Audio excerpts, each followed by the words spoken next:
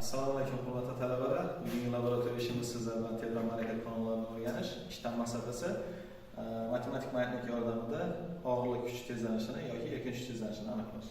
Buning uchun bizga kerak bo'ladi maxsus qurilma. Maxsus qurilmamizda metal sharchadan iborat, ya'ni matematik magnitlik deb o'zi cho'zilmaydigan vaznsiz ikki osildan metal sharchaga aytiladi. Shundan iborat sistemaga aytiladi. Xo'p, buning uchun bizga kerak bo'ladi nima? Aynan shu metal sharcha joylashgan bandlik, ya'ni matematik magnitlikning uzunligi deb aytiladi. Bu sharchaning markazigacha bo'lgan masofa tushuniladi.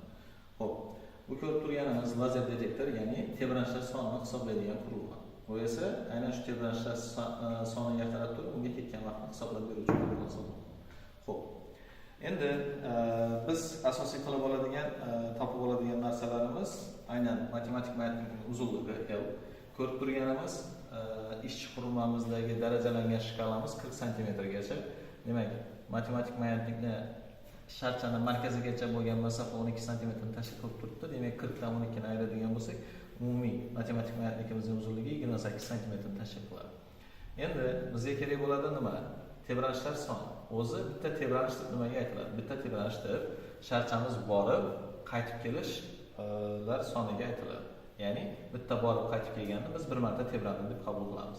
Aynan shuning uchun ketgan vaqtni biz tebranishlar soni deb qabul qilamiz. Ishchi formulamiz qanaqa? J teng 4pi kvadrat L n kvadrat bo'lingan t kvadrat. Ya'ni pi bu yerda Pifagor soni, L matematik magnitlikning uzunligi, n'imiz esa tebranishlar soni, t esa o'sha tebranish uchun ketgan vaqt. Buning uchun ishchi qurilmamizni so'z holatga, ya'ni ishchi holatga keltirib olamiz. Rejim 6 ni tanlaymiz, ya'ni aynan bu laboratoriya ishimiz rejim 6 da ishlaydi.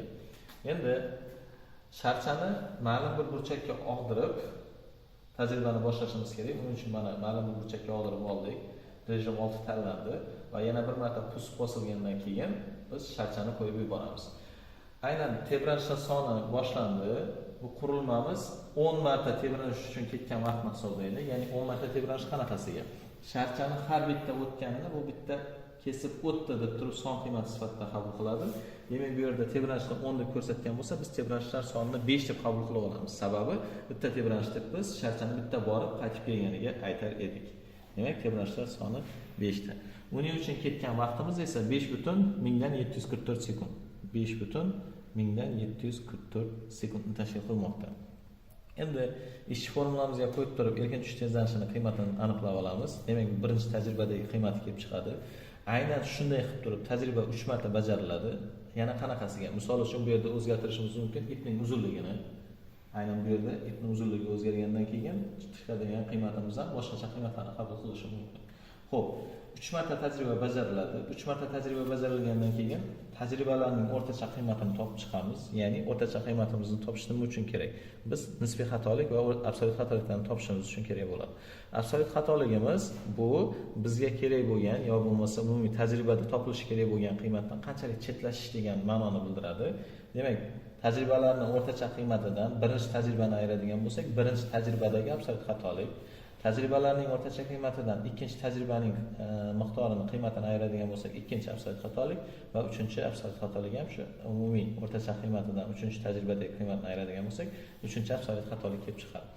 Endi absolyut xatoliklarning o'rtacha qiymatini hisoblab topamiz. Sababi nisbiy xatoligimiz absolyut xatoliklarning o'rtachasini tajribalarning o'rtacha qiymatiga nisbati orqali topiladi. Demak, absolyut xatoliklarning o'rtacha qiymati chiqqandan keyin nisbiy xatoligimiz o'rniga qo'yamiz. Absolyut xatoliklarning o'rtacha qiymati, tajribalarning o'rtacha qiymati va ko'paytirilgan 100%, ya'ni nisbiy xatoligimiz bizda foizlarda kelib chiqadi. Tajribamizda xatolik 3% va 5% oralig'ida bo'lishi kerak. Undan oshib ketadigan bo'lsa, tajriba qaytadan amalga oshiriladi va qaytadan hisob-kitob ishlari amalga oshiriladi. Agar 3-5% yoki 5% gacha bo'lgan qiymatlarni qabul qiladigan bo'lsa, tajribamiz to'g'ri bajarilgan hisoblanadi.